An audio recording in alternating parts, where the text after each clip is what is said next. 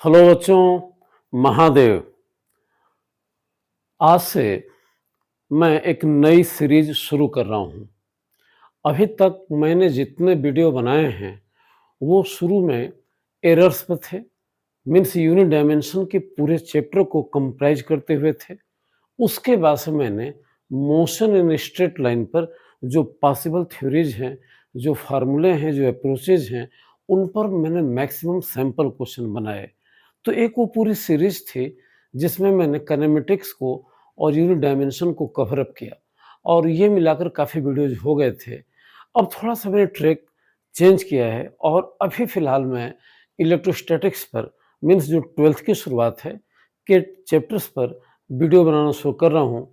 Electrostatics के बाद फिर हम देखेंगे तो मैं पुराने ट्रैक पर लौटूँ और फिर मैं तो चलूँगा मोशन इन ए प्लेन वगैरह, मीन्स अगेन काइनेमेटिक्स पर और उसके बाद से फिर मैकेनिक्स पर। बहरहाल इस चैप्टर में मैं शुरुआत कर रहा हूँ इलेक्ट्रोस्टैटिक्स से। इलेक्ट्रोस्टैटिक्स के मायने ये हो गए, जहाँ पर चार्ज रुका हुआ है और उसका जो इंटरेक्शन सराउंडिंग से होगा को लेकर क्या-क्या रिजल्ट बनते हैं, इसको लेकर ये काफ़ी बड़ा फील्ड है, काफ़ी बड़ा चैप्टर है। इसमें तमाम बातें आएँगी और डेलिबरेटली मैं यहाँ पर तमाम टर्म को जो आगे यूज़ में आएँगे, यहाँ डिफ़ाइन करने की कोशिश नहीं कर रहा हूँ। टारगेट ये है कि जब मैं कह रहा हूँ इलेक्ट्रोस्टैटिक्स, तो बहुत डीपली इसके मीनिंग को न जानकर एक कॉमन लैंग्वेज में हम ये मान के चलेंगे कि स्टैटिक चार्जेज़ का जो इंटरेक्शन अदर चार्जेस से होता है, जिससे तमाम नई चीज़ें, नए टर्म पैदा होते हैं। जैसे मान लो कि हो गया पोटेंशियल हो गया, फ़ील्ड हो गया, फ़ोर्स हो गया, टॉर्क हो गया, वगैरह-वगैरह। हम इनकी बात करेंगे। लेकिन सारी बात करने के पहले ये जानना ज़रूरी है कि जब मैं चार्ज की बात कर रहा हूँ, क्योंकि पूरा जो इलेक्ट्रोस्टैटिक्स है, चार्ज के इंटरेक्शन पर अदर चार्जेस से ही डिपेंडेंट है। तो मीनिंग समझ में आनी चाहिए कि हम पहले चार्ज को डिफाइन करें कि चार्ज है क्या? तो बेटा शुरुआत यहीं से करनी है कि चार्ज के मायने क्या हैं और हम कैसे इसको समझेंगे। तो देखो, बहुत सिंपल वे में, बहुत टेक्निकल वे में नहीं, वो चीज़ें और टेढ़ी हो जाती हैं, आगे जाकर वो और अस्पष्टता यानी कि क्लैरिटी नहीं पैदा करती हैं। तो थोड़ा डिफाइंड वे में भी और थोड़ा-सा एक सामान्य व्यक्ति की भाषा में भी मैं सारी शुरुआत कर रहा हूँ। ये जो वीडियो है लगभग चार्ज को ही डिवोटेड है, या मैं चार्ज की बात करूँगा और उसके प्रॉपर्टी की बात करूँगा। तो प्रश्न उठता है कि what is charge? Hmm, charge है क्या? चलो इसको ऐसे समझें कि अगर हम किसी मटेरियल को ब्रेक करते चलेंगे, तोड़ते चलेंगे, तो अल्टीमेटली हम मॉलिक्यूल तक आते हैं और पॉसिबली अगर उससे मॉलिक्यूल ब्रेकअप हो सके, तो हम एटम तक आते हैं। एटम को भी तोड़ा जा सकता है और क्लासिकल फिजिक्स मानती है कि एटम के 3 पीसेज होंगे, इलेक्ट्रॉन, प्रोटॉन और न्यूट्रॉन। अगर हम ये इमेजिन ना करें या इस कांसेप्ट को लेकर आगे ना चलें कि इनके फर्दर पीसेज हो सकते हैं, हालाँकि होते हैं। इलेक्ट्रॉन से भी छोटे पार्टिकल्स हैं, जिनको आप क्वार्क बोलते हो और इनका एक पार्टिकुलर कॉम्बिनेशन इलेक्ट्रॉन को प्रोटॉन को पैदा करता है, एक पार्टिकुलर कॉम्बिनेशन न्यूट्रॉन को पैदा करता है। लेकिन चलो हम उस डिटेलिंग में नहीं जा रहे हैं और हम अपने आप को यहाँ तक कन्फाइंड किए हुए हैं कि हम सिर्फ ये जानते हैं कि किसी मटेरियल के जो 10 स्मॉलेस्ट बिल्डिंग ब्लॉक्स हैं, जो 10 स्मॉलेस्ट पार्टिकल्स हैं, जिनसे मिलकर कोई भी मटेरियल बना है, वो हार्डली 3 ही हैं और वो हैं इलेक्ट्रॉन, प्रोटॉन एंड न्यूट्रॉन। चलो, अब जहाँ तक न्यूट्रॉन की बात है, सारे पदार्थों में न्यूट्रॉन पाया जाए ऐसा ज़रूरी नहीं है। एग्ज़ाम्पल के लिए देखो, हाइड्रोजन का आइसोटोप है प्रोटियम 1H1। इसमें एक प्रोटॉन होता है, एक न्यूट्रॉन होता है और कोई इलेक्ट्रॉन नहीं होता है। तो हम अपने आप को ये कहेंगे कि किसी भी मटेरियल के जो एसेंशियल स्मॉलेस्ट बिल्डिंग ब्लॉक्स हैं, जो सबसे छोटे अनिवार्य कण हैं, जो हमेशा ही होंगे, वो हैं इलेक्ट्रॉन और प्रोटॉन। न्यूट्रॉन हमेशा पाए जाए ज़रूरी नहीं है, मैंने अभी एग्ज़ाम्पल दिया। तो मैं ये मान के चल रहा हूँ कि किसी भी पदार्थ के जो सबसे छोटे पार्टिकल हैं, ये मैं बात लेकर चल रहा हूँ क्लासिकल फिजिक्स के आधार पर, यानी कि मैं मान ले रहा हूँ कि अभी मान ले रहा हूँ, हालाँकि ठीक बात नहीं है लेकिन फिर मान ले रहा हूँ कि इलेक्ट्रॉन, प्रोटॉन के फर्दर पीसेज नहीं होंगे, ये मैं मान के चल रहा हूँ।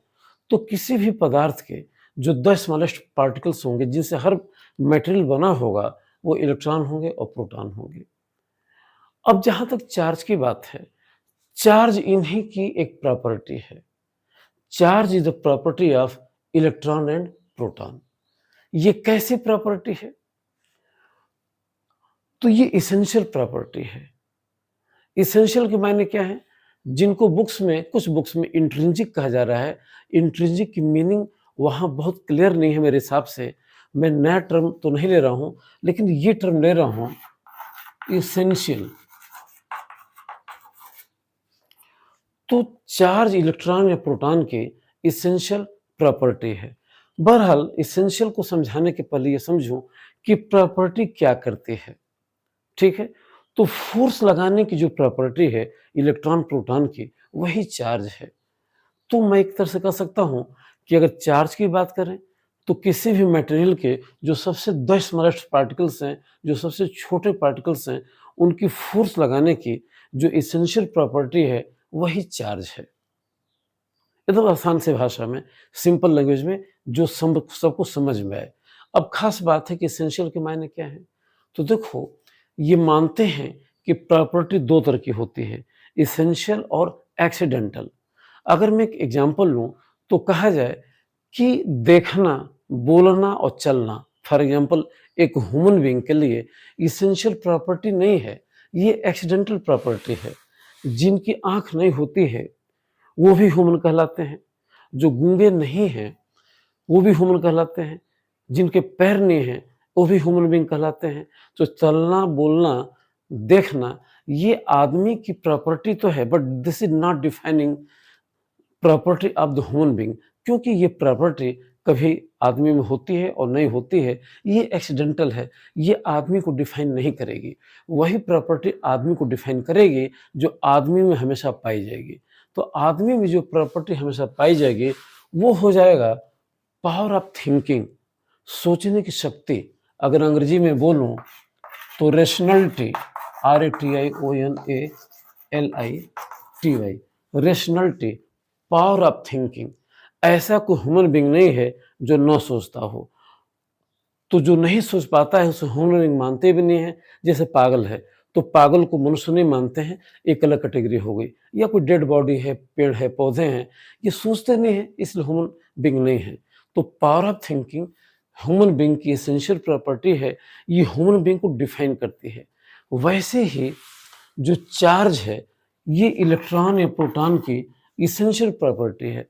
ऐसा नहीं है कि आज इलेक्ट्रॉन दूसरे इलेक्ट्रॉन पर या दूसरे प्रोटॉन पर फोर्स लगा रहा है और कल को नहीं लगाएगा, ये हमेशा ही लगाएगा। तो ये प्रॉपर्टी इनसेपरेबल प्रॉपर्टी है, जो इलेक्ट्रॉन से प्रोटॉन से हमेशा अटैच होती है। तो अगर इस हिसाब से हम चार्ज को डिफाइन करेंगे, तो मैं कह पाऊंगा कि it is the essential property of the smallest, it is the essential property of exerting force of the smallest particles of any material। मैं लिख नहीं रहा हूं, अगर लिखूं तो मैं ये लिखूंगा कि it is means charge, charge is the essential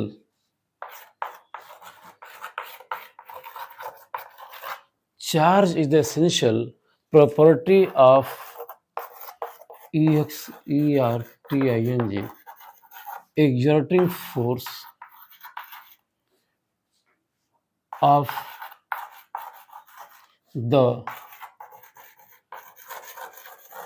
smallest particles of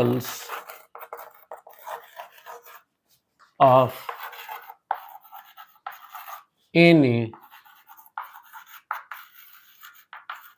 material. अगर मैं कहूँ तो मैं ऐसे लिखूंगा कि charge is the essential property of exerting force of the smallest particles of any material. और ये मैं मान के चल रहा हूँ कि इस डेफिनेशन को कहते समय मेरे दिमाग में है कि क्लासिकल फिजिक्स ये मान के चलती है कि किसी भी मटेरियल के जो 10 स्मॉलेस्ट पार्टिकल्स हो सकते हैं, वो इलेक्ट्रॉन और प्रोटॉन हो सकते हैं, and there is no other information about the splitting of these particles in further small particles. ये मानकर ही ये डेफिनेशन मैं दे रहा हूँ और ये चलेगी, ये चलती भी है। ऐसा भी नहीं है, अगर हम ये मान भी लें कि फर्दर पीसेज भी हो सकते हैं, तो डेफिनेशन पे कोई ख़ास फ़र्क नहीं पड़ेगा, कभी मैं चर्चा करूँगा। लेकिन मैं ये मान कर चल रहा हूँ कि इलेक्ट्रॉन और प्रोटॉन के अब फर्दर पीसेज मालूम नहीं हो रहे हैं, तब उस केस और तब यही इलेक्ट्रॉन प्रोटॉन माने जाएँगे कि किसी भी मटेरियल के बिल्डिंग ब्लॉक्स हैं, हर पदार्थ इनसे मिलकर बना है और किसी मटेरियल की 10 स्मॉलेस्ट पार्टिकल्स हैं, उन्हीं की फोर्स लगाने की जो एसेंशियल प्रॉपर्टी है, वो क्या है? चार्ज है। तो चलो ये चार्ज की डेफिनेशन हो गई। अब हम आज जानते हैं यूजुअली कि चार्जेस 2 तरह के हैं, पॉजिटिव और नेगेटिव। बेसिकली इसके पीछे हिस्ट्री क्या है, थोड़ा-सा मैं इसको इन शॉर्ट बताना चाहूँगा। ये एग्ज़ाम्पल बड़ा फ़ेमिलियर है और आपने लिया होगा। जैसे मान लो दिस इज़ ग्लास रॉड, ये ग्लास की रॉड है और ये वूलन क्लॉथ है, या आप सिल्क क्लॉथ भी मान सकते हो। तो चलो ये सिल्क क्लॉथ है।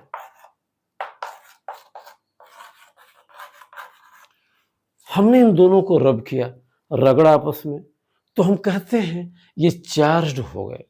चार्ज्ड हो गए की मीनिंग अभी एक सामान्य सी भाषा में ये है कि इसके पास अगर बीट ऑफ पेपर लाएँगे, कागज़ का टुकड़ा लाएँगे या इसके पास बीट ऑफ पेपर लाएँगे, तो ये उसको अट्रैक्ट करेंगे।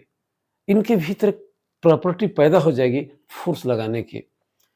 इस पर मैं डिटेल बात करूँगा, तो कुल मिलाकर ये चार्ज्ड हो गए किताब की भाषा में। यहाँ भी एक दूसरी ग्लास रॉड है और ये वूलन क्लॉथ है, इनको भी रब किया, ये चार्ज्ड हो गए। तो फिर से मैं रिपीट कर रहा हूँ, this is glass rod and this is silk cloth, they are rubbed and they become charged, again they are rubbed and they become charged. जब हम इसको इसके पास लाते हैं, इसको इसके पास ले जाते हैं, तो फोर्स ऑफ रिपल्सन हम फील करते हैं, इनके बीच में रिपल्सन का फोर्स लगता है। जब इसको इसके करीब लाते हैं, टच नहीं कराते हैं, करीब लाते हैं, यहाँ करीब लाते हैं, तो फोर्स ऑफ अट्रैक्शन फील होता है। तो चार्ज की वजह से, जिसके बारे में हम आगे बात करेंगे, ये 2 तरह के फोर्सेस पाए जा रहे हैं, रिपल्सन रिपल्सन या अट्रैक्शन अट्रैक्शन। तो जब फोर्सेस 2 तरह के हो गए, तो चार्ज भी 2 तरह के होने चाहिए, क्योंकि चार्ज कुछ नहीं है, जैसा मैंने बताया था, फोर्स लगाने की प्रॉपर्टी का नाम ही चार्ज हो गया। तो क्यों चार्जेस 2 तरह के हो गए, ये बात समझ में आनी चाहिए, क्योंकि फोर्सेस भी 2 तरीके के हो गए। अब क्या हुआ कि एक साइंटिस्ट हुए, अमेरिकन साइंटिस्ट थे, उनका नाम था बेंजामिन फ्रैंकलिन। नाम थोड़ा याद रखो, BENJAMIN, Benjamin, FRANKLIN, Benjamin Franklin. उन्होंने यूं ही बिना इंटेंशन के रफली बोल दिया कि जो चार्ज इस सेल क्लास पर पाया जाएगा, उसे हम निगेटिव नाम देंगे। तो नेचुरली जो चार्ज यहाँ पाया जाएगा, उसे पॉजिटिव नाम देंगे।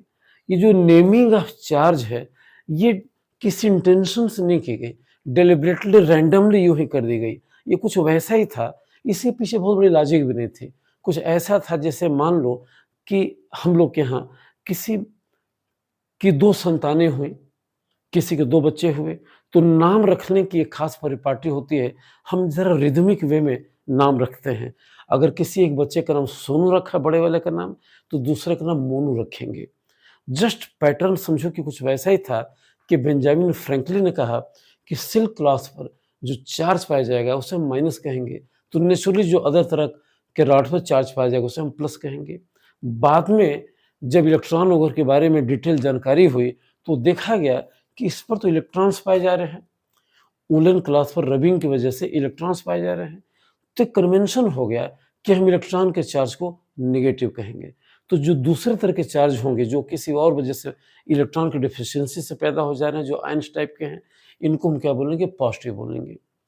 तो फिर से रिपीट कर दूं कि बेंजामिन फ्रैंकलिन ने कहा था कि इसके चार्ज को, सिल्क क्लॉथ के चार्ज को नेगेटिव कहेंगे, तो दूसरे तरह के चार्ज को हम पॉजिटिव कहेंगे। बाद में इलेक्ट्रॉनों के बारे में जब डिटेलिंग हुई, जानकारी हुई, तो देखा गया कि यहाँ पर तो एक्सेस ऑफ इलेक्ट्रॉन्स है। तो एक परंपरा हो गई, कन्वेंशन हो गया, एक परिपाटी हो गई कि हम इलेक्ट्रॉन के चार्ज को माइनस कहेंगे, तो दूसरे तरह के चार्ज को प्लस कहेंगे। तो ये इतिहास है दो तरह के चार्ज के होने का, पॉजिटिव और नेगेटिव। अब चलो, जब ये बात हम समझ लिए हैं कि दो तरह के चार्जेज हैं, पॉजिटिव नेगेटिव, और ये परिपाटी होगी कि इलेक्ट्रॉन के चार्ज को हम नेगेटिव कहेंगे, बाद में इन चार्जेज की, इन प्रॉपर्टी की वैल्यू को फाइंड आउट किया गया। ये काम मिल्कॉन ने किया और उन्होंने कहा कि नेचर में जो सबसे छोटा चार्ज पाया जाएगा, जो यूनिट ऑफ चार्ज होगा, वो इलेक्ट्रॉन पर प्रैक्टिकली पाया जाने वाला चार्ज था। और उन्होंने एक ऑयल ड्रॉप एक्सपेरिमेंट किया, जिसके बारे में मैं डिटेल नहीं बताना चाह रहा हूँ। सिर्फ उन्होंने ये कहा कि अगर चार्ज को, जो कि फोर्स लगाने की एसेंशियल प्रॉपर्टी है, अगर मेजर किया जाए, उससे कुछ वैल्यू डेजिग्नेट की जाए, तो उसकी सबसे छोटी वैल्यू आती है जो इलेक्ट्रॉन पर पाई जाएगी, या अब प्रोटॉन पर भी उतनी पाई जाती है। और उससे उन्होंने कहा कि -1.6 10⁻⁻19 कूलाम। उन्होंने चार्ज की यूनिट को कूलाम कहा और उसकी इतनी वैल्यू असाइन किया इलेक्ट्रॉन के लिए, और कहा कि नेचर में पाया जाने वाला ये सबसे छोटा चार्ज है जिसको ये इलेक्ट्रॉन एक्वायर करेगा। इतना ही चार्ज प्रोटॉन का भी होता है। तो लेकिन उन्होंने जो एक्सपेरिमेंट किया, वो एक्सपेरिमेंट किस पर था? इलेक्ट्रॉन पर था। तो दो बातें समझ में आ रही हैं कि प्रॉपर्टी को, जो कि फोर्स लगाने की प्रॉपर्टी, जिसे मैं चार्ज कर रहा हूँ, अगर एक वैल्यू असाइन की जाए तो ये वैल्यू इतनी दी गई, और माइनस का मतलब ये है कि जैसे मैंने बताया था कि इलेक्ट्रॉन के चार्ज को माइनस कहेंगे और वो दूसरे तरह के, या प्रोटॉन के चार्ज को, दूसरे तरह के चार्ज को हम प्लस कहेंगे। तो मिल्कॉन ने ये सबसे छोटी वैल्यू इसको लिखा। तो दूसरी बात ये समझ में आनी चाहिए कि नेचर में इंडिपेंडेंटली जो मिनिमम चार्ज एग्जिस्ट करेगा, जिसे हम यूनिट ऑफ चार्ज के रूप में लेते हैं, वो इतना चार्ज होगा। इससे छोटा चार्ज पॉसिबल नहीं है।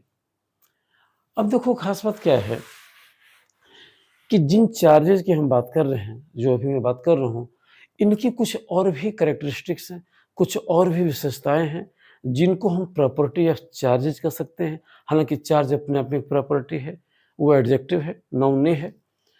तो पहली जो प्रॉपर्टी है चार्ज की, या पहली जो कैरेक्टरिस्टिक है, देखो कैरेक्टरिस्टिक का मतलब क्या हुआ कि जो प्रॉपर्टी हमेशा उससे अटैच हो, तो मैं उसी की बात कर रहा हूँ।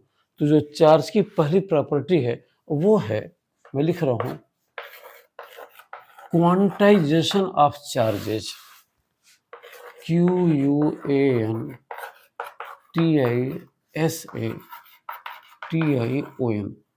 Quantization of charges. इसके मायने क्या हुए? क्वांटाइजेशन ऑफ चार्जेस की मीनिंग क्या हुई? देखो, पहले समझेंगे कि क्वांटाइज होने का मतलब क्या होता है। तो बहुत डीप में न जाकर, बहुत डिफाइंड वे में न जाकर, हम सीधे कहेंगे कि जो चीज़ हमेशा एक फिक्स्ड अमाउंट में पाई जाए, वो क्वांटाइज्ड है। जो चीज़ हमेशा एक फिक्स्ड अमाउंट में पाई जाए, वो क्या है? क्वांटाइज्ड है। जैसे मान लो कि मैं एक एग्जांपल लेकर चल रहा हूँ, और ये फेमिलियर एग्जांपल है। सपोज करो कि तुम्हारे सराउंडिंग में अमूल दूध बिकता है, अमूल दूध का पैकेट बिकता है, और कंपनी ने ये तय किया है कि हम हमेशा ½ kg का पैकेट ही बेचेंगे, आधा किलो का पैकेट ही बेचेंगे। इसी फॉर्म में हम दूध को सप्लाई करेंगे। तो नेचुरली जैसे 1 किलो दूध चाहिए, उसे 2 पैकेट चाहिए।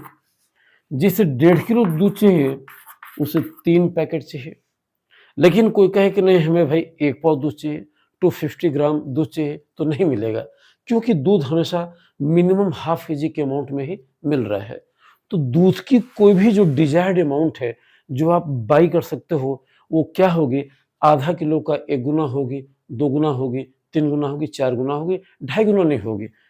½ किलो का फ्रैक्शन नहीं होगी, क्योंकि इस पैकेट को नहीं फाड़ना है। तो कहेंगे कि दूध की कोई भी अमाउंट हाफ के जी के फॉर्म में क्वांटाइज्ड हो गई, यानी कि दूध हमेशा आधा किलो के फिक्स वैल्यू में मिल रहा है, तो जो अगली वैल्यू होगी आधा किलो का 2 गुना होगी, अगली वैल्यू होगी आधा किलो का 3 गुना होगी, यानी कि हाफ के जी का एक इंटीजर हमें मिलता चला जा रहा है।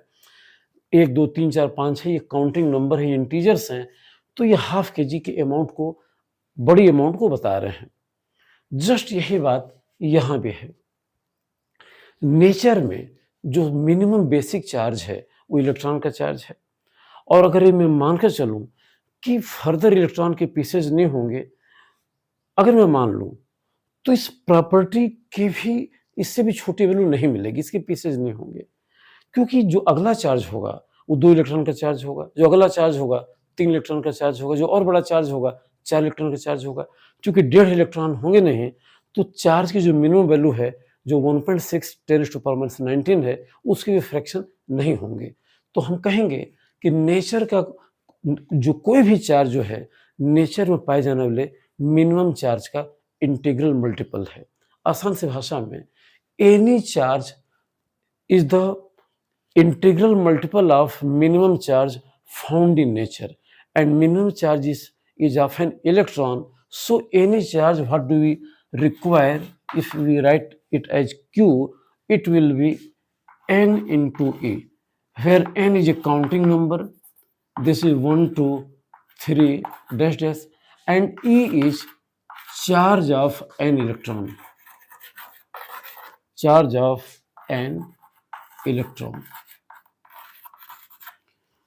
तो नेचर में सबसे छोटी वैल्यू है चार्ज की, इलेक्ट्रॉन की, और इलेक्ट्रॉन के हम पीसेज नहीं मान रहे हैं थोड़ी देर के लिए, तो इस मिनिमम वैल्यू वाले चार्ज की भी और फ्रैक्शन नहीं होंगे। जो बड़ा चार्ज होगा इससे 2 गुना होगा, जो और बड़ा चार्ज होगा इससे 3 गुना होगा, 4 गुना होगा, 5 गुना होगा, यानी कि कोई भी डिजायर्ड चार्ज इलेक्ट्रॉन के चार्ज का इंटीग्रल मल्टीपल होगा, 1 गुना, 2 गुना, 3 गुना, 4 गुना होगा। चलो तो इसको माइनस लिख सकते हैं अगर नेचर के हिसाब से बात करें, लेकिन जितना चार्ज इलेक्ट्रॉन का होता है उतना ही न्यूमेरिकल चार्ज प्रोटॉन का होता है, और उसके भी फर्दर पीसेस की मैं बात नहीं कर रहा हूँ। तो हम ये भी कह सकते हैं कि कोई भी चार्ज प्रोटॉन के चार्ज का इंटीग्रल मल्टीपल होगा, इनका प्रोटॉन के चार्ज का 2 गुना, 3 गुना, 4 गुना होगा। हालांकि डेफिनेशन इलेक्ट्रॉन के लिए ही दी गई थी, लेकिन न्यूमेरिकली चार्ज दोनों पर इक्वल होता है, चाहे इलेक्ट्रॉन हो प्रोटॉन हो, तो हमने थोड़ा सा एक्सटेंड कर दिया और कहा कि ये मीनिंग, हालांकि मीनिंग तो निकली इलेक्ट्रॉन के लिए, लेकिन फार्मूले में ई की जगह हम प्रोटॉन के भी चार्ज रख सकते हैं, तो कोई फर्क नहीं पड़ेगा। तो ये फार्मूला तब ऐसे हो जाएगा प्लस माइनस एन ई, और यहाँ पर ई बेसिक चार्ज है जो इलेक्ट्रॉन के भी हो सकता है अगर माइनस लेंगे, प्रोटॉन का हो सकता है अगर प्लस लेंगे। तो ये हो गया क्वांटाइजेशन ऑफ चार्जेस।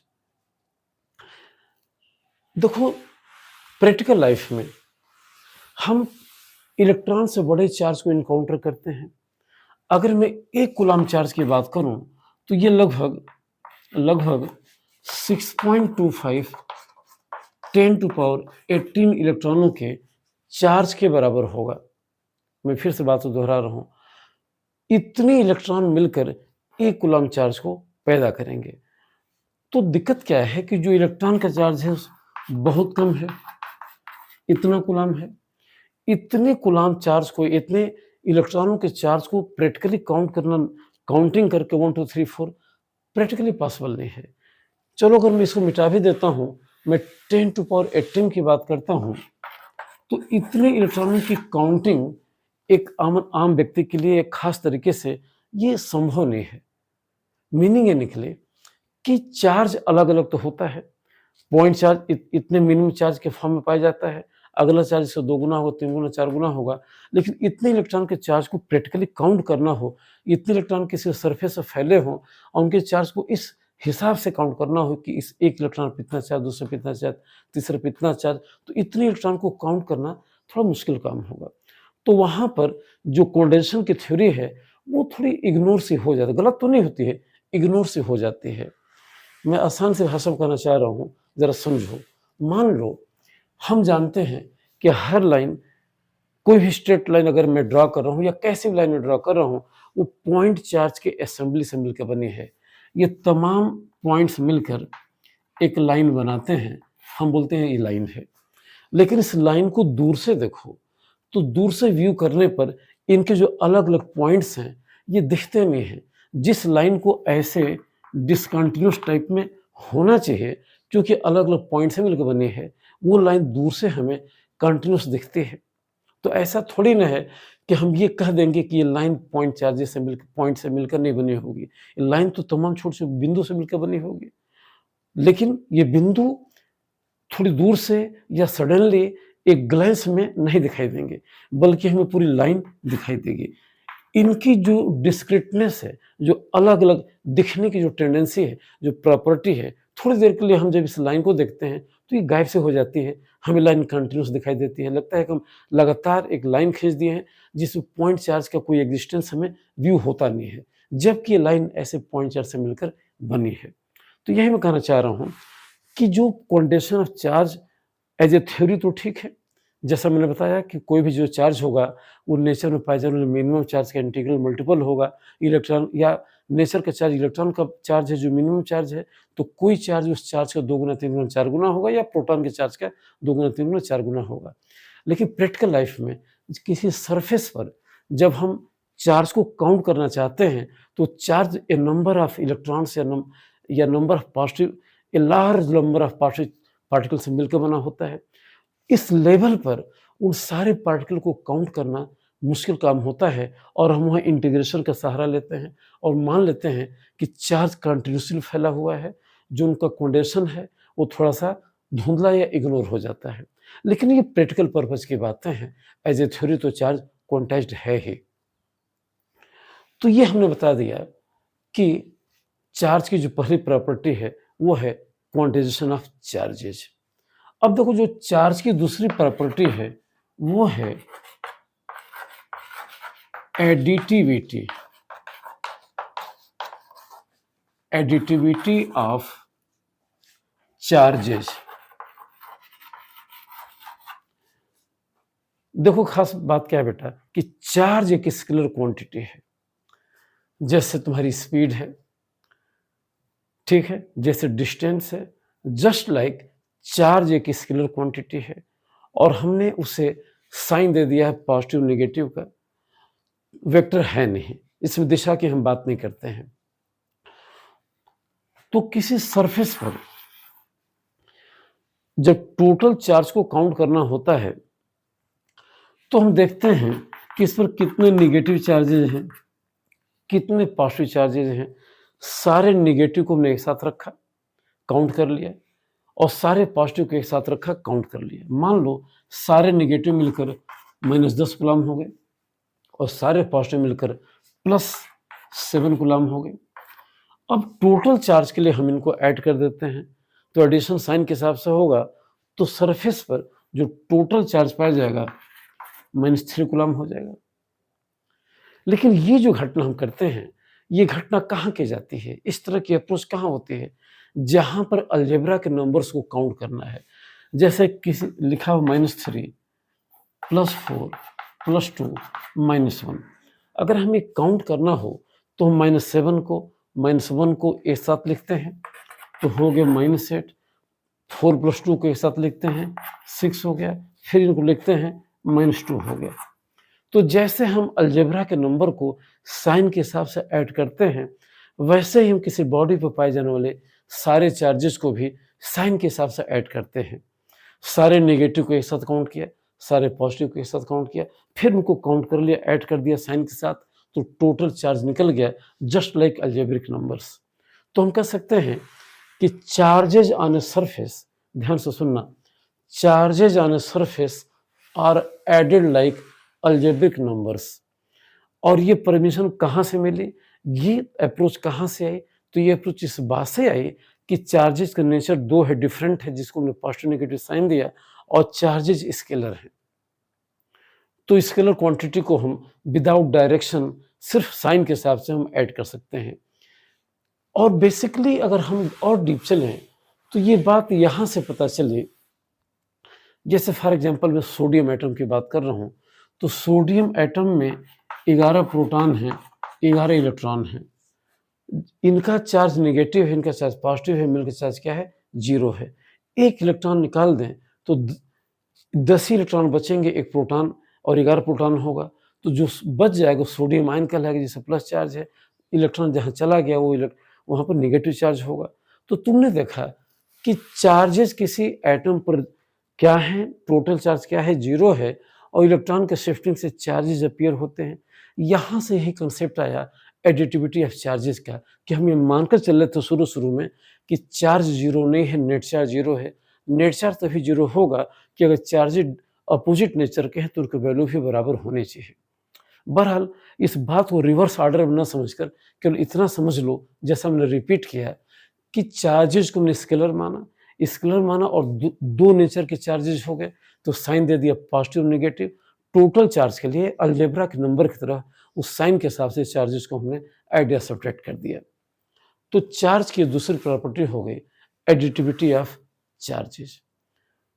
जो इसकी कैरेक्टरिस्टिक है, जो इसकी पहचान है। चार्ज की तीसरी प्रॉपर्टी है conservation of charges. Conservation of charges, जरा इसको ठीक से समझो। हमने बात किया एक आइसोलेटेड सिस्टम की। आसान सी भाषा में अगर आपने सिस्टम पढ़ा होगा तो जैसे मान लो कि मैं थर्मस में एक चाय लेता हूँ, तो ये चाय की हीट बाहर नहीं आती है, बाहर से हीट भीतर नहीं आती है। चाय के अमाउंट को हम बाहर से एक्सचेंज नहीं कर रहे हैं, तो थर्मस से एनर्जी और मास का सराउंडिंग में एक्सचेंज नहीं हो रहा है, तो थर्मस की चाय एक आइसोलेटेड सिस्टम है। ये पूरा यूनिवर्स जिसमें मिल्की वे, गैलेक्सी जो आप जानते हो, सब कुछ, चांद तारे जो आप जानते हो, ये सब चले आते हैं, पूरा स्पेस सब कुछ ये चलाता है। तो पूरा यूनिवर्स अपने आप में एक आइसोलेटेड सिस्टम है। इसके भीतर जो नेट चार्ज की अमाउंट है वो फिक्स है। इसी को हम बोलते हैं कि charges of an isolated system are conserved, यानी कि एक आइसोलेटेड सिस्टम के चार्ज का जो सम है वो कांस्टेंट है। ये बड़े ही इंपॉर्टेंट चीज है, यानी कि चार्ज को हम, नेट चार्ज को हम क्रिएट और डिस्ट्रॉय नहीं कर सकते हैं, उसका सम हमेशा ही इक्वल होगा। हम चार्जेस को अपीयर और डिसअपीयर तो करा सकते हैं। जैसे मान लो ये सोडियम एटम है, तो सोडियम एटम को अगर हमने एक आइसोलेटेड सिस्टम मान लिया, तो यहां पर इस पर नेट चार्ज क्या है, 0 है। 11 इलेक्ट्रॉन 11 प्रोटॉन है। एक इलेक्ट्रॉन अगर निकल गया और कहीं चला गया तो वहां पर माइनस चार्ज दिखाई देगा, और इलेक्ट्रॉन यहां से निकल गया तो ये Na प्लस में बदल गया। तो अभी भी इस पर टोटल चार्ज 0 ही था। 11 प्रोटॉन थे, 11 इलेक्ट्रॉन थे। एक इलेक्ट्रॉन यहाँ चला गया, एक इलेक्ट्रॉन यहाँ कम हो गया, तो नेट एक Na प्लस दिखा। 11 प्रोटॉन का चार्ज माइनस 10 इलेक्ट्रॉन का चार्ज मिलकर +1 पॉजिटिव चार्ज हो गया, एक प्रोटॉन का चार्ज हो गया, जिसको मैंने Na प्लस का सोडियम आयन कहा, और ये इलेक्ट्रॉन का चार्ज हो गया। तो हमने सोडियम एटम से चार्ज को क्रिएट और डिस्ट्रॉय नहीं किया, बस शिफ्ट कर दिया, तो यहाँ पर माइनस दे गया और यहाँ पर प्लस दे गया। ये बात जरा समझ लो कि सिर्फ ये बात सिर्फ सोडियम एटम के लिए नहीं है। जिसको भी अगर आप आइसोलेटेड सिस्टम मानोगे, चाहे पूरे यूनिवर्स को मान लो या किसी खास एग्जाम्पल को मान लो, हमेशा जो नेट चार्ज का सम है वो कांस्टेंट होगा। इस प्रोसेस में ऐसा हो सकता है कि नेचर किसी मासी बॉडी को क्रिएट कर दे, यानी कि मास या पार्टिकल्स तो क्रिएट हो सकते हैं, लेकिन उनके जो चार्ज का सम है वो क्रिएट और डिस्ट्रॉय नहीं होगा। नेट चार्ज का सम क्रिएट और डिस्ट्रॉय नहीं होगा। एग्जाम्पल लो, जैसे मान लो बीटा, केमिस्ट्री में आप पढ़ोगे बेटा बीटा डीके। चलो मैं मानता हूं एक न्यूट्रॉन है। न्यूट्रॉन को हमने एक आइसोलेटेड सिस्टम माना। न्यूट्रॉन जब, इसमें नेट चार्ज कितना है, नेट चार्ज 0 है, कोई चार्ज ही नहीं है। जब ये टूटता है तो एक प्रोटॉन में टूटता है और एक इलेक्ट्रॉन में टूटता है, तो ये दो नए पार्टिकल इससे क्रिएट हो गए, यानी कि मासी पार्टिकल को हमने क्रिएट कर दिया। लेकिन इस पर टोटल चार्ज कितना है, 0 है। तो देखो जितना चार्ज प्रोटॉन पर प्लस ही होगा उतना चार्ज इलेक्ट्रॉन पर माइनस ही होगा। अगर ये 1.6 × 10⁻19 कूलम है, तो ये -1.6 × 10⁻19 कूलम है। तो अभी भी ये चार्जें मिलकर क्या हो गए, 0 हो गए, क्योंकि शुरू में नेट चार्ज क्या था, 0 था। तो मैंने डेफिनेशन क्या दिया कि आइसोलेटेड सिस्टम आप किसी को मान सकते हो, मैंने न्यूट्रॉन को माना, आप पूरे यूनिवर्स को मान लो। इसमें चार्ज का जो नेट सम है, जो नेट चार्ज की वैल्यू है वो चेंज नहीं होगी, वो जितनी शुरू में होगी उतनी बाद में होगी। कुदरत ने यह दिया है। इस छोटे से जो हमने मैनमेड आइसोलेटेड सिस्टम है, इसमें मैंने एग्जांपल लिया कि न्यूट्रॉन पर नेट चार्ज 0 है। न्यूट्रॉन जब ब्रेकअप होता है तो 2 अदर पार्टिकल्स पैदा होते हैं, प्रोटॉन और इलेक्ट्रॉन, ये नेचर ने क्रिएट किया। तो आपने देखा कि पार्टिकल तो क्रिएट हो गए, पार्टिकल मिलकर डिस्ट्रॉय हो जाएंगे, और भी तमाम एग्जांपल हैं एनहिलेशन वगैरह के। लेकिन वो जो चार्जेज हैं वो मिलकर जितने थे मिलकर उतने ही रहेंगे। तो चार्ज 0 था, टोटल चार्ज 0 था, यहाँ भी मिलकर चार्ज क्या हो गया, 0 हो गया। प्रोटॉन का चार्ज इलेक्ट्रॉन के चार्ज के बराबर और उल्टा हो गया। तो ये हो गया कंजर्वेशन ऑफ चार्जेज, ये law of conservation of charges, ये चार्ज की तीसरी करेक्टरिस्टिक है। तो ये इंपॉर्टेंट है। कुछ और बातें चार्ज से रिलेटेड तुम्हें जाननी चाहिए। जैसे मैंने कहा कि चार्ज एक स्केलर क्वांटिटी है। अब तमाम स्केलर क्वांटिटीज होती हैं जो फ्रेम ऑफ रेफरेंस पर डिपेंड करती हैं, जैसे काइनेटिक एनर्जी। जैसे मान लो ट्रेन पर एक आदमी बैठा है और आदमी का वजन है 1 kg। ट्रेन चल रही है 10 मीटर पर सेकंड की स्पीड से। अगर हम ग्राउंड से देखें, फ्रेम ऑफ रेफरेंस हमारा ग्राउंड है, अगर यहाँ से देखें तो इस आदमी की काइनेटिक एनर्जी हो जाएगी 12 mv² 150 जूल। तो ग्राउंड वाले फ्रेम से इस आदमी की काइनेटिक एनर्जी है 50 जूल। अगर कोई और फेलो इस ट्रेन में से साथ ही चले तो ये इसको रेस्ट में देखेगा, तो इसके रेफरेंस से इस आदमी की काइनेटिक एनर्जी क्या हो गई, 0 हो गई, क्योंकि ये इसको रेस्ट में दिख रहा है। तो रेफरेंस बदल जाने से स्पीड या फॉर एग्जांपल काइनेटिक एनर्जी की वैल्यू चेंज हो गई, मीनिंग बदल गई। ये चीज चार्ज के साथ नहीं होती है। Charge independent of frame of reference होता है।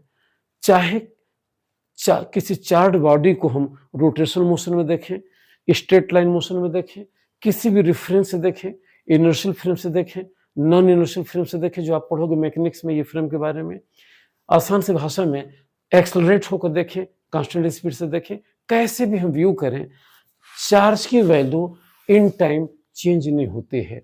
Charge independent of reference frame होता है। तो in spite of being scalar quantity, ये इसकी खास कैरेक्टरिस्टिक ये है कि ये फ्रेम पर डिपेंड नहीं करता है, जैसे तमाम फिजिकल क्वांटिटीज फ्रेम पर डिपेंड करती हैं। नंबर 2, एक और खास बात, तमाम वेक्टर क्वांटिटीज कंजर्व होती हैं। जैसे मोमेंटम हमेशा कंजर्व होता है। एक आइसोलेटेड सिस्टम का मोमेंटम अगर बाहर से फोर्स न लगाया जाए तो कंजर्व होता है। लेकिन ये चीज एनर्जी के बारे में नहीं होती है। जैसे इनइलास्टिक कोलिजन हो गया, तो इनइलास्टिक कोलिजन में क्या होता है कि कोलिजन के पहले की एनर्जी कोलिजन के बाद की एनर्जी के हमेशा बराबर नहीं होती है। तो खास बात क्या है कि वेक्टर क्वांटिटी के कंजर्व होने के लिए कुछ शर्तें हैं, स्केलर क्वांटिटी के कंजर्व होने के लिए कुछ शर्तें हैं। लेकिन चार्ज की खास बात है कि charge irrespective of any pre condition हमेशा क्या होता है, कंजर्व होता है। तो ये चार्ज की कैरेक्टरिस्टिक एक खास है जो इसको अदर स्केलर से डिफ्रेंशिएट करता है। और वेक्टर तो है ही नहीं, इसलिए हम उसे कंपेरिजन कर ही नहीं सकते हैं। तो ये बात जरूर जानो कि charge is independent of the reference frame adopted. इस लेवल पर हमें चार्ज के सिर्फ इतनी ही बात बतानी थी। इसमें बेटा जो न्यूमेरिकल्स बनेंगे वो फर्दर डिस्कशन में जो आगे टॉपिक वगैरह आएंगे, जिसमें मैं बात करूँगा कूलम्ब्स लॉ वगैरह की आगे, तो इन पर न्यूमेरिकल्स बनेंगे। लेकिन इस चैप्टर को, इस टॉपिक को क्लोज करने के पहले 3 छोटी छोटी बातें अब आप और जान जाओ, तब हम इसको ख़त्म करते हैं। नंबर 1 कि किसी बॉडी को हम चार्ज देते कैसे हैं, प्रोसेस क्या है। तो एक तो सिंपल सा प्रोसेस है, charging by conduction. Charging by conduction. Conduction में क्या होता है, एक एग्जांपल लो। लैब में आपने एक इलेक्ट्रोस्कोप देखा होगा। इलेक्ट्रोस्कोप कुछ नहीं है, एक मेटल की रॉड है ऐसे, और ये एक बॉटल के भीतर जाती है। यहां पर ये दो मेटेलिक लीफ होती हैं, ये गोल्ड की होती हैं, गोल्डन लीफ बोलते हैं। इस पूरे डिवाइस का नाम हो गया लौह इलेक्ट्रोस्कोप। ये मेटल का बना है, कंडक्टर है। अगर कोई अदर चार्ज, मान लो ये कोई रॉड लाई जाती है, इस पर नेगेटिव चार्ज है, फिर इलेक्ट्रॉन्स है, ये सारे इलेक्ट्रॉन इसके ऊपर मूव करके चले जाते हैं और यहाँ तक आते हैं। यहाँ आने के बाद जो लीफ पहले ऐसे थी, लीफ यूं थी, सेम नेचर के चार्ज होने से लीफ थोड़ी फैल जाती है और लीफ की डायमेंशन या डाइवर्जेंस ऐसे हो जाता है। तो मानेंगे कि इन पर चार्जेज आए थे। चार्जेज कहाँ से आए थे? इसको जब इसे टच कराते हैं, इस नॉब को इस रॉड से टच कराते हैं, तो रॉड के सारे इलेक्ट्रॉन्स नॉब पर आते हैं। ये पूरा मेटल का, यानी कि गोल्ड का बना, ये मेटल का बना हुआ है, तो इलेक्ट्रॉन्स मूव करके यहाँ तक आते हैं, इन लीफ पर आते हैं, इन पत्तियों पर आते हैं, और सेम नेचर के चार्ज होने से ये पत्तियाँ रिपेल हो जाती हैं, थोड़ी और फैल जाती हैं, डाइवर्जेंस बढ़ जाता है। तो ये एक सामान्य से भाषा में मैंने एग्जाम्पल दिया, किसी बॉडी को कैसे हम कंडक्शन के थ्रू चार्ज करेंगे, चार्ज रियली दे करके, टच करा करके कैसे हम चार्ज करेंगे। तो ये हो गया चार्जिंग बाय कंडक्शन। चलो एक बात दूसरी समझो कि जैसे हमने कहा कि ग्लास रॉड है, मैंने पीछे एग्जाम्पल लिया था, ये ग्लास रॉड है, इसको सिल्क क्लॉथ से हमने रब किया, तो हमने रब किया मीन्स हमने इसको एनर्जी दी, ग्लास रॉड को हमने एनर्जी दिया। सिल्क फर से या सिल्क से रब करने के प्रोसेस में हमने इसको एनर्जी दिया। ये एनर्जी अल्टीमेटली किसको मिलेगी? एटम्स को मिलेगी। एटम्स में भी उन इलेक्ट्रॉनों को मिलेगी, अगर मैं क्लासिकल केमिस्ट्री की बात करूं, जो आउटर मोस्ट ऑर्बिट के इलेक्ट्रॉन्स हैं, क्योंकि न्यूक्लियस से सबसे दूर हैं, वो ज़्यादा एनर्जेटिक हैं, तो उनको एनर्जी मिलेगी। तो उनको एनर्जी मिलेगी तो डिटैच हो जाएंगे, अलग हो जाएंगे। वही इलेक्ट्रॉन वूलन क्लॉथ पर या सिल्क क्लॉथ पर चले जाते हैं और इस पर इलेक्ट्रॉनों की डिफिशियंसी हो जाती है, तो उतने करस्पॉन्डिंग पॉजिटिव चार्ज पैदा हो जाते हैं। तो ये एग्जाम्पल हो गया चार्जिंग बाय रबिंग, रगड़ करके एनर्जी देकर दोनों बॉडी को चार्ज करना, और ये पूरा प्रोसेस एनर्जी कंजर्वेशन को फॉलो करता है। ध्यान दो, इलेक्ट्रॉन यहाँ चले आए तो कोई यहाँ पर नए पॉजिटिव चार्ज नहीं आए, इलेक्ट्रॉन की डिफिशियंसी को हमने पॉजिटिव चार्ज के बराबर मान लिया, यानी कि नेट चार्ज जीरो नहीं रहा, इलेक्ट्रॉन कम हो गए, प्रोटॉन उतने ही रहे, तो net charge additivity of charge के हिसाब से कुछ पॉजिटिव हो जाएगा। तो ये हो गया चार्जिंग बाय रबिंग। जो इंपॉर्टेंट है, जिसके बारे में हमें डिटेल बात करनी है, वो है charging by induction. Charging by induction में क्लेम किया जाता है कि किसी बॉडी को, जैसे मान लो एक मेटेलिक स्फीयर है, ये मेटेलिक स्फीयर है, एक इंसुलेटिंग स्टैंड पर खड़ा है, चार्ज फ्लो नहीं कर सकती, इंसुलेटर है, इसके विसिनिटी में, इसके आसपास हम कोई और चार्ज बॉडी लाएंगे, ये रॉड ला दिया ग्लास का, इसको इससे टच नहीं कराएंगे, इसके बावजूद भी इस पर कुछ चार्जेस चले आएंगे। तो हमने कहा कि इसको हमने चार्ज कर दिया चार्जिंग बाय इंडक्शन से, यानी कि चार्ज बॉडी इस बॉडी को टच नहीं करेगी, फिर भी इस पर कुछ चार्जेस अपेयर हो जाएंगे। इस एग्जाम्पल का नाम हो गया चार्जिंग बाय इंडक्शन। इसके तमाम एग्जाम्पल बुक्स में दिए गए हैं। मैं एक ऐसा एग्जाम्पल लेकर चल रहा हूँ जिसमें मैं अपने क्लेम को पूरी तरह सही साबित करूंगा कि सिस्टम के कांटेक्ट में ये बॉडी नहीं आएगी, फिर भी इसके ऊपर चार्जेस आ जाएंगे। तो हमने क्या किया कि एक दूसरा ऐसा ही आइडेंटिकल कंडक्टिंग स्फीयर लिया, ये दोनों अनचार्ज हैं, जरा ध्यान से समझना, ये मेटेलिक स्फीयर है, ये भी मेटेलिक स्फीयर है, ये दोनों अनचार्ज हैं। इसका मतलब ये नहीं हो कि इसमें चार्ज नहीं है, नेट चार्ज जीरो है, इस पर भी नेट चार्ज जीरो है, इस पर नेट चार्ज जीरो है, और ये इमेजिन करो कि इनिशियली कांटेक्ट में है, संपर्क में है, और ये इंसुलेटिंग स्टैंड पर खड़े हैं कि जो भी चार्ज इनको मिलेगा वो फ्लो करके यहाँ न चला है। ये इंसुलेटर है जो चार्ज का बैड कंडक्टर, चार्ज यूजली इससे मूव नहीं करता है, इसलिए हमने कहा कि ये इंसुलेटिंग स्टैंड हो गया।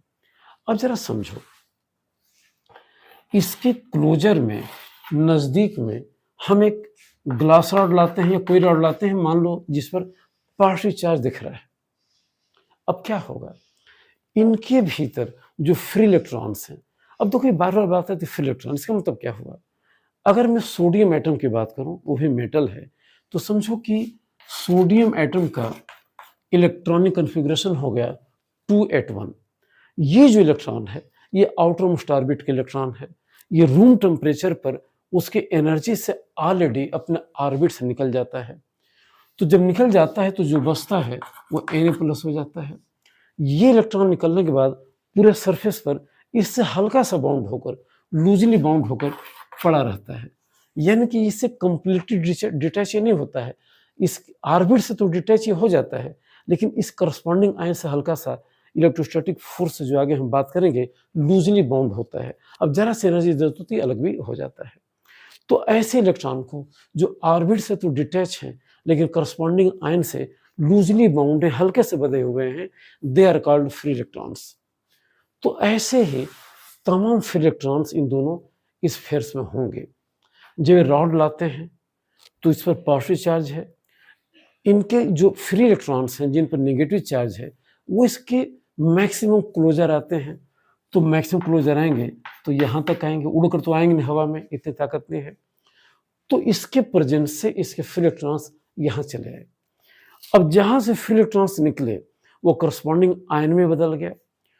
उनकी पोजीशन को हम लगभग यहाँ मानते हैं। जरा देखो, एक बात है, इसको जरा समझो, कुछ बुक्स में कंट्रोवर्सीज भी हैं, इनको जरा क्लियर करो।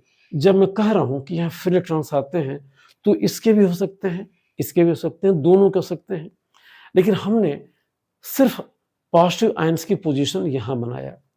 तो क्या इसका मतलब कि यहाँ पर प्लस आयंस नहीं रहे होंगे, प्लस आयंस नहीं रहे होंगे, मे भी रहे हों। तो एक बात आती है कि क्या वो चल करके यहाँ पहुँचे? तो फिर प्रॉब्लम आएगी कि आयन इतने डिस्टेंस इसके भीतर कैसे चलेंगे? वो लैटिस के भीतर तो बाउंड हैं, बंधे हुए हैं, तो वो इतना दूर चल ही नहीं सकते हैं। तो फिर प्रश्न ये है कि यहाँ के आयंस जो निकलने वाले इलेक्ट्रॉन की वजह से पैदा हुए, या यहाँ के आयंस जो निकलने वाले इलेक्ट्रॉन की वजह से पैदा हुए, वो कहाँ गए? क्योंकि हार्डली हमें यहाँ पर ही सिर्फ आयंस दिख रहे हैं, यानी कि हम ऐसा मान ले रहे हैं कि ये जितने आयन यहाँ हैं उतने फ्री इलेक्ट्रॉन यहाँ हैं। इसी के फ्री इलेक्ट्रॉन चलकर यहाँ पहुँचे थे और बीच में कुछ हुआ ही नहीं था। बीच में भी हुआ था, बीच में भी इलेक्ट्रॉन्स निकले थे, हर जगह इलेक्ट्रॉन्स निकले थे। होता क्या है कि एक इक्विलिब्रियम की कंडीशन पैदा हो जाती है कि जो और इलेक्ट्रॉन निकलते हैं, यहाँ पहुँचते हैं, उनको ये वाले इलेक्ट्रॉन रिपेल कर देते हैं। तो रिपल्सन की वजह से फिर वो उन आयनों से न्यूट्रलाइज हो जाते हैं और रफली यहीं पर आयन की कंसंट्रेशन देखने में मिलती है। ये थ्योरी बहुत साइंटिफिक नहीं है, क्योंकि अगर आयनों में हम मोशन को नहीं मानेंगे तो आगे बड़ी प्रॉब्लम आएगी। तो इस विवाद में नहीं मैं पढ़ता हूँ। हालांकि क्वेश्चन राइज हो सकता है कि क्यों ऐसा है कि यहाँ के आयन में दिखा नहीं रहा हूँ, यहाँ के आयन में दिखा नहीं रहा हूँ, तो क्या इसका मतलब मैं ये मान ले रहा हूँ कि सारे आयन चलकर यहाँ पहुँच गए? तो क्या सारे आयनों में इतनी मोबिलिटी है? ये प्रश्न राइज होता है। अगर मेटेलिक बॉडी है तो इसमें लैटिस है, जैसे सोडियम एटम की रॉड है तो सोडियम एटम अपने बॉन्ड से बंधा हुआ है, क्या उसके आयंस इतना दूर चल सकते हैं, यहाँ पहुँच सकते हैं? एक विवाद हो सकता है। तो इसका कोई अल्टीमेट सोल्यूशन नहीं है। दो बातें कहकर मैं एक काम भर इसको सेटिस्फाई करने की कोशिश करूँगा कि ऐसा नहीं है कि जब ये इलेक्ट्रॉन यहाँ आते हैं तो सिर्फ इन्हीं के फ्री इलेक्ट्रॉन्स हैं। वो बीच के भी, यहाँ के भी, यहाँ के भी, हर जगह के इलेक्ट्रॉन में भी ये हो सकते हैं। लेकिन पूरी प्रोसेस जो चलती है उसमें होता क्या है कि फर्दर ये इलेक्ट्रॉन आने वाले इलेक्ट्रॉनों को रिपेल करते हैं। जब इलेक्ट्रॉन पीछे जाते हैं तो मे भी वो फिर आयनों को न्यूट्रलाइज करके एटम में कन्वर्ट हो जाते हो और अल्टीमेटली बात यही बचती हो कि कुछ ही आयन यहाँ पर दिखते हो, जितने फ्री इलेक्ट्रॉन यहाँ दिखते हैं। एक अप्रोच ये हो सकती है कि इस प्रोसेस में शायद कुछ आयन मूव करके भी यहाँ पहुँचे हों। इनके आयन में मामूली सा मूवमेंट यानी कि मोबिलिटी हम मान सकते हैं इलेक्ट्रॉन के कंपैरिजन में। बहरहाल जो भी हो, अल्टीमेटली अगर हम बीच के लॉजिक को न देखें तो ये फिगर बनता है कि ये पॉजिटिव रॉड है, ये फ्री इलेक्ट्रॉन को अट्रैक्ट करेगी और जो करस्पॉन्डिंग आयन्स उनको रिपेल करेगी, तो अंतिम सिचुएशन ये बनेगी। इससे ये बाउंड है, इससे ये रिपेल्ड है, तो ये भी एक तरह से इससे बाउंड है। चलो हम एक काम करते हैं, अगर हम इसको स्लाइटली सेपरेट कर दें, इसके प्रेजेंस में, इसकी उपस्थिति में इसे जरा सा अलग कर दें, तो क्या होगा? चार्जेस का जो डिस्ट्रीब्यूशन होगा क्या होगा? तो ये है और इसको हमने पैर से खींच दिया, ये ऐसे सेपरेट हो गया। अब हमको जानना है कि चार्जेस का रीडिस्ट्रीब्यूशन इन पर कैसा होगा। इसका जवाब है कि कोई चेंज नहीं आएगा, क्योंकि देखो ये इससे बंधा हुआ है, मजबूती से हिल नहीं सकता है, इससे बंधा हुआ है, रिपेल्ड है, कोई फ्री चार्जेस अब अवेलेबल है ही नहीं जो चल सके। जो भी फ्री चार्जेस को मूव करके यहाँ आना था, यहाँ जाना था एक तरीके से, वो जा चुके हैं। तो पूरे वॉल्यूम के भीतर कोई फ्री चार्ज है नहीं चलने के लिए। तो इसलिए यहाँ पर चार्ज का जो डिस्ट्रीब्यूशन है वो अफेक्ट नहीं होगा, जैसा है वैसा ही होगा। एक चीज़ और, जब यहाँ पर फ्री इलेक्ट्रॉन्स आ रहे हैं, यहाँ पर आयंस चले जा रहे हैं, तो ये कल्पना करना कि सारे एटमों के इलेक्ट्रॉन फ्री होकर यहाँ आए होंगे, ये भी ठीक नहीं है। तो एक तरीका ये भी हो गया कि क्यों कुछ ही चार्ज यहाँ देखते हैं पॉजिटिव, कुछ ही चार्ज यहाँ क्यों देखते हैं नेगेटिव। एक का एक्सप्लेनेशन ये भी हो सकता है। चलो बहरहाल, तो जब इनको हमने पैर से हल्का सा सेपरेट कर दिया तो चार्जेस का डिस्ट्रीब्यूशन लगभग ऐसा ही रहेगा। अगर इस रॉड को हटा दें, इस रॉड को हटा दें, तो ये माइनस इस प्लस को अट्रैक्ट करेंगे और ये जितने क्लोजर आ सकते हैं उतने क्लोजर आएंगे और चार्ज का डिस्ट्रीब्यूशन कुछ ऐसा हो जाएगा। अट्रैक्शन की वजह से ये यहाँ पर आ गए। अब ये यहाँ पर आ गए की व्याख्या हम ऐसे भी कर सकते हैं कि सचमुच ये यहाँ आए नहीं है।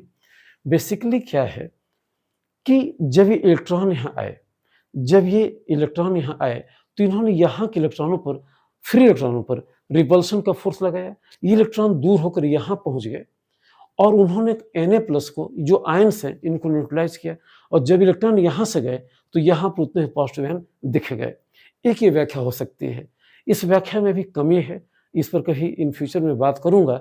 लेकिन एनी हाउ, कुल मिलाकर जो चार्ज यहाँ दिख रहा था और जो इलेक्ट्रॉन के चार्जेस, फ्री इलेक्ट्रॉन के चार्ज यहाँ दिख रहे थे, अट्रैक्शन के फोर्स से चार्जेस की असेंबली ऐसी हो जाएगी। अगर इनको बहुत दूर दूर कर दें, इनको हम बहुत दूर दूर कर देते हैं, ऐसे कर देते हैं, तो इनका जो अट्रैक्शन का फोर्स है काफ़ी कम हो जाएगा, क्योंकि डिस्टेंस बढ़ जाएगी।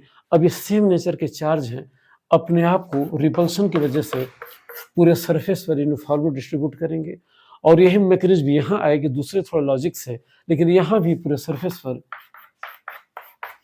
ये सेम नेचर के चार्ज हैं, यूनिफॉर्मली डिस्ट्रीब्यूट हो जाएंगे।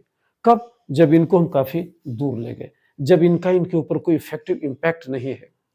तो तुमने क्या देखा कि इस पर नेगेटिव चार्ज चलाया, इस पर पॉजिटिव चार्ज चलाया, रॉड हम हटा चुके हैं। तो रॉड इनके कांटेक्ट में कभी नहीं आए थे, रॉड इन दोनों के कांटेक्ट में कभी भी नहीं आई थी। उसके सिर्फ प्रेजेंस से, उपस्थिति से इस पर नेगेटिव, इस पर पॉजिटिव चार्ज चले आए। तो ये एग्जाम्पल हो गया चार्जिंग बाय इंडक्शन का। तो बेटा देखो, इस वीडियो में हमने एक बेसिक लॉजिक लिया और कुछ एलिमेंट्री बातें बताई चार्ज के बारे में, उसकी प्रॉपर्टी को लेकर, और कमोबेश यही बात बताई जाती है। कुछ चीज़ें क्लियर नहीं हैं, जैसे आयंस का मोशन क्लियर नहीं है, तो इसको हम फ्यूचर के लिए छोड़ते हैं। इसका कोई सेटिस्फैक्ट्री एक्सप्लेनेशन कहीं है नहीं, देखो खोजा जा रहा है लेकिन अभी दिखा नहीं। तो ये हो गया इस टॉपिक का या इस वीडियो का जिस्ट। अगले वीडियो में हम बात करेंगे कूलम्ब्स लॉ की, मीन्स ये चार्जेस कैसे फोर्स लगाते हैं इनकी बात करेंगे। तब तक के लिए महादेव।